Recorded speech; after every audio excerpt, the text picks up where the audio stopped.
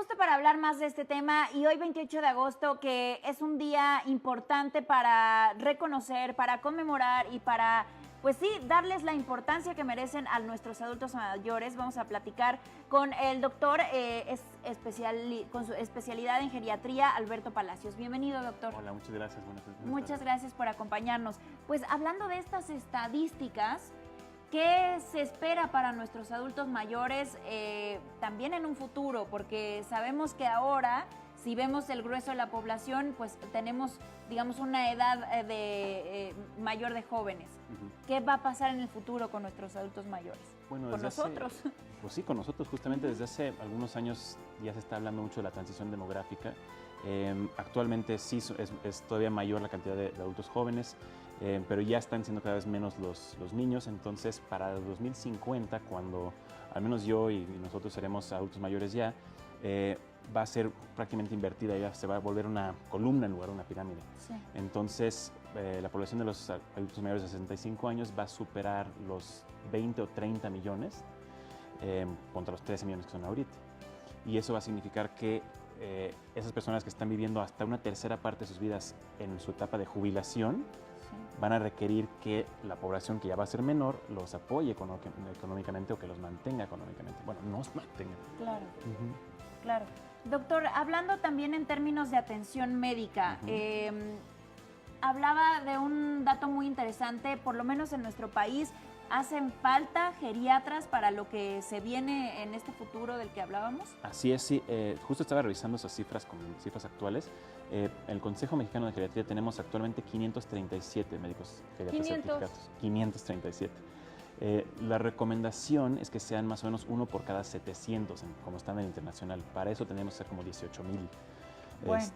Estamos muy lejos, es hasta irrisorio pensar que en tan poquito tiempo vamos a alcanzar esa cifra. ¿Y qué hace que no estén en ese campo? ¿Qué sucede?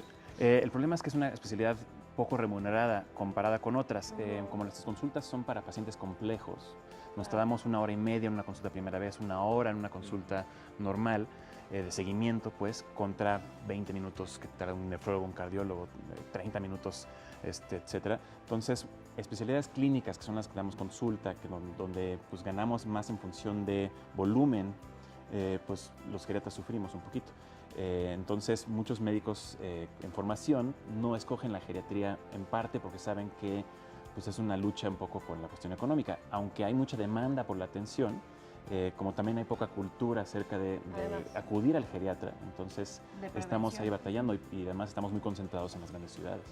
Esa sería mi pregunta. ¿A partir de qué edad se debe y se tiene que visitar a un geriatra y por qué ir al geriatra? Ok, lo más fácil es compararlo como un pediatra para adultos mayores, ¿no? O sea, cuando uno es niño, uno sabe que tiene que ir al pediatra hasta los 16, 18 años, dependiendo del sistema de salud, porque es el médico de cabecera, es el que lo va a revisar, es el que lo va a conocer, es el que lo va a derivar a los diferentes especialistas cuando sea necesario. Para los geriatras es lo mismo, entonces se puede tomar como edad de entrada a los 65 años, que es la que establece la Organización Mundial de la Salud como el momento en que pasamos a ser adultos mayores. Pero como es en realidad una subespecialidad de la medicina interna, generalmente recomendamos que vengan desde antes, que vengan desde los 50, 60 para hacer medicina preventiva, para lograr más fácilmente un envejecimiento saludable. Por ejemplo, ¿qué se recomienda, ¿no? Ya que el adulto está en esa edad, de medidas precautorias para no llegar a problemas mayores que después sí se complican mucho más, ¿no? Adelantarse siempre es lo mejor, se dice. Así ¿no? es, así es. Definitivamente es mucho mejor hacer medicina preventiva que medicina reactiva, ¿no? Una vez que ya hay una enfermedad. Entonces hay muchísima información y se estudia mucho, particularmente en las sociedades estadounidenses y europeas, pero en México el Instituto Nacional de Geriatría está metiendo mucha investigación en este tema y hay dos cosas que siempre sobresalen hasta arriba de todas las listas y es actividad física y buena nutrición. Las dos invariablemente los llevan al envejecimiento exitoso. Fuera de eso es pues, seguir con las consultas médicas, de hacerse chequeos rutinarios y hay una serie de hábitos que podemos ir adoptando. De hecho, actualmente en este momento se está celebrando la 9ª jornada de los 10 hábitos efectivos del adulto mayor, que es algo que se hace con el Instituto Nacional de Geriatría, el Instituto Nacional de Nutrición, y se va publicando cada año esta guía con 10 hábitos de salud efectivos para adultos mayores. Pues ya Ya son 9 guías que se han ido publicando y se piensa seguir publicando cada año. Aunque la edad, lo hemos reiterado, son 65, ¿qué edad, digamos, sería recomendable como para ir previniendo y llegar bien a esos 65? Desde que uno entra a la adultez, o sea, desde que uno deja de ser joven o adolescente y pasa a ser adulto, ya como que el cuerpo empieza a tener los cambios que eventualmente lo van a llevar a Aunque la suene feo, adultez mayor. empieza a decaer como tal, ¿no? Sí, en cierta manera. En esa curva natural de la vida. Si una persona no se cuida, así es, justamente, ¿no? Desde que uno llega a la edad adulto, la masa muscular, por ejemplo, se baja 1%, o la capacidad física, más bien dicho, baja 1% cada año. Pero eso se reduce si hacemos ejercicios y nos cuidamos, ¿no? Entonces eso se puede prevenir. Lo mismo empieza a pasar con la función respiratoria, con la función renal.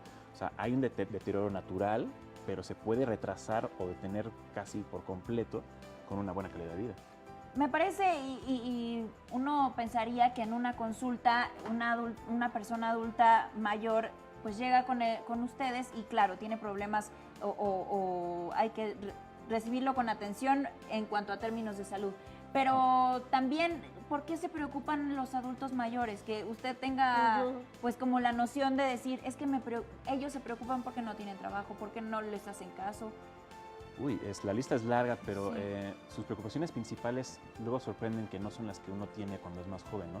Y de las primeras, por ejemplo, un temor a la muerte no es un tema que sea Claro, ya realmente está rebasado.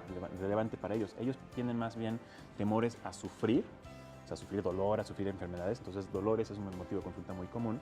Sí. Pero también tienen un temor muy importante de dejar cosas inconclusas o de dejar a sus seres queridos, Sí. dejarlos, pues, simplemente dejarlos en vida o no poderlos apoyar de alguna manera. Y esos son dos de sus principales temores. La otra es de quedarse solos, de no tener con quién convivir y demás. Entonces, todos los aspectos que tienen que ver con incluirlos en la sociedad, con ¿Incluso mantenerlos trabajando? activos. Sí, claro, por supuesto, trabajando, enseñando y participando en actividades voluntarias es sumamente importante para una población que cada vez va a ser más grande.